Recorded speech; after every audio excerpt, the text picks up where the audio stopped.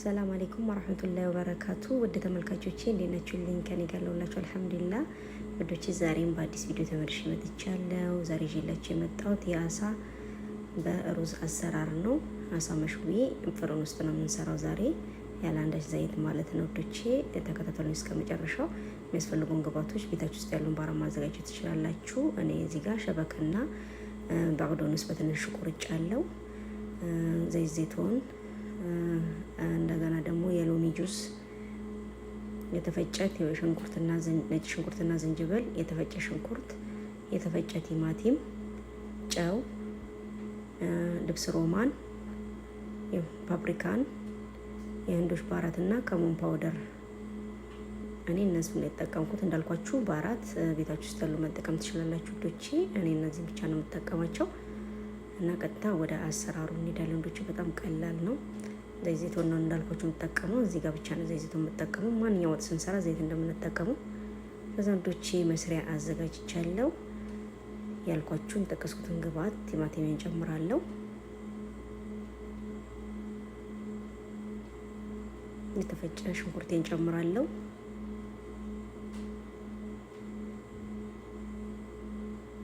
የከተፍኳቸውን ሸበክና ከዝባራ ጨምራለሁ። እዚህ ጋር እንዳልኳችሁ ነጭ ሽንኩርትና ዝንጅብል አዘጋጅቻለሁ። አንድ ላይ ተፈጭተው ነው። እናንተ ከዚህ በላይ ማድቀቅ ትችላላችሁ። እኔ እንደዚህ ብቻ ነው ፈልገው። 2 ሾርባ ማንኪያ ተጠቅሜያለሁ። የሎሚ ጁስ፣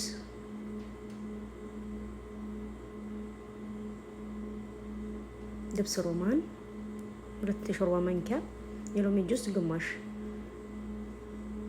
እና ባራቶቼን ጨምራለሁ። እንዳልኳችሁ ጨዋለሁ፣ እያያችሁት ነው። ባራቱ ላይ ቅመሞች ማለት ነው፣ ባራት ለማታውቁ። ከዛን ደግሞ ማጂን ቶማት ትንሽዬ እጨምራለሁ።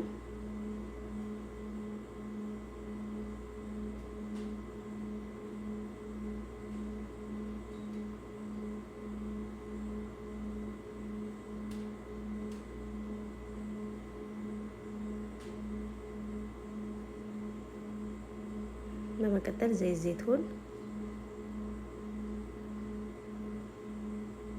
ከዛ አንድ ላይ በደንብ አዋህዳለሁ ወዶቼ። ይሄን እንግዲህ አሳችንን የምንሰራበት ሶስ ይሄ ነው።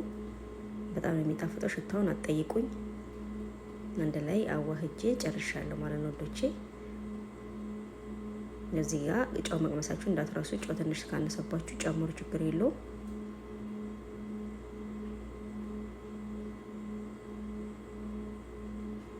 እና እኔ እንደዚህ አርግቼ በቃኛል። እንዳልኳችሁ አሳዬን አዘጋጅቻለሁ። እኔ የምጠቀመው አሳ ይሄኛውን አሳ ነው።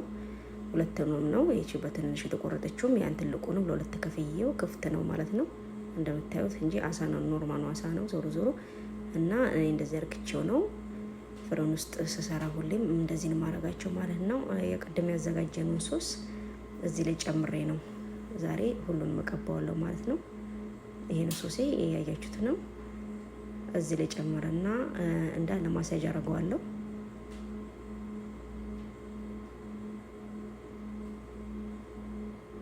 በነገራችን ላይ አሳ እንደዚህ ድፍኑን ከምንሰራ እንደዚህ ለሁለት ሲከፈት በደንብ ነው ሶሶቹም ወይ ስንጠብስም ብዙ ነገሮች ላይ ይጠቅማሉ ማለት በደንብ ነው ሁሉም ነገር ማግኘት የሚችለው ማለት ነው።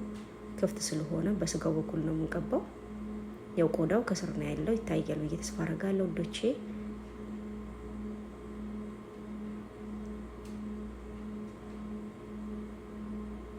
እና በደንብ ማሳጅ እያደረገን ሁሉንም መቀባት አለብን።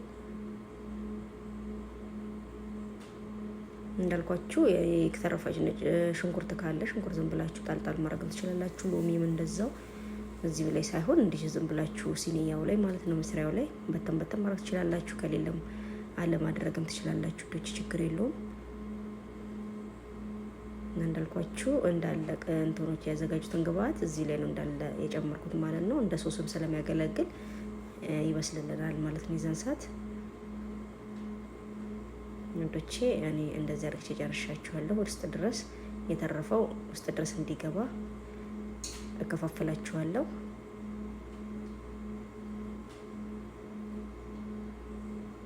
እና ጣዕሙን አጠይቁኝ ብቻ ቀን በቃ ሰርታችሁ ቅመሱ ነው የምለው።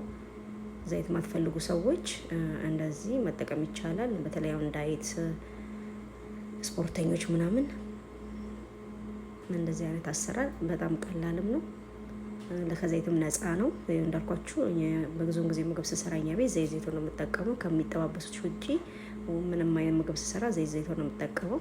እነዚህ ሰዎች እንደዛ ስለሚፈልጉ ነው ወዶቼ። እና ቀጥታ እንደዚህ አርግተን ተጨረስን በኋላ ያው ኦቨን ውስጥ ነው የምንከተው። እንዳልኳችሁ መስሪያም የኦቨን ስለሆነ እዛ ውስጥ ነው የምንከተው። በደንብ ማሳጅ ማድረጋችሁ እንዳትረሱ። ቲማቲም ምናምንም ስላለው ውሃ ምናምን አያስፈልገውም። ራሱ እዛው እየተንተከተከ ያበስሏል ማለት ነው ወዶቼ። እናደቻው ቀጥታ ወደ ኦቨን ነው የምጨምረው። ወዶቼ ወደ ኦቨን እጨምራለሁ። ከስርም ከላይም ነው ማበስለው። የኛ ኦቨን እንደዛ ነው። እና ወዶቼ እዚህ ጋር በነጭ ሩዝ ነው የምሰራው። ነጭ ሩዝም እዚህ ጋር ደርሶልኛል ወዶቼ፣ ለገበታ አቀርባለሁ። የዛሬ ሩዝ ባሳ ይሄን ይመስላል። ስለተከታተላችሁ ያመሰግናለሁ። ወዶቼ ላይክ፣ ሼር፣ ሰብስክራይብ እያደረጋችሁ አበረታቱኝ። በሌላ ቪዲዮ እስክንገናኝ ድረስ መልካም ጊዜ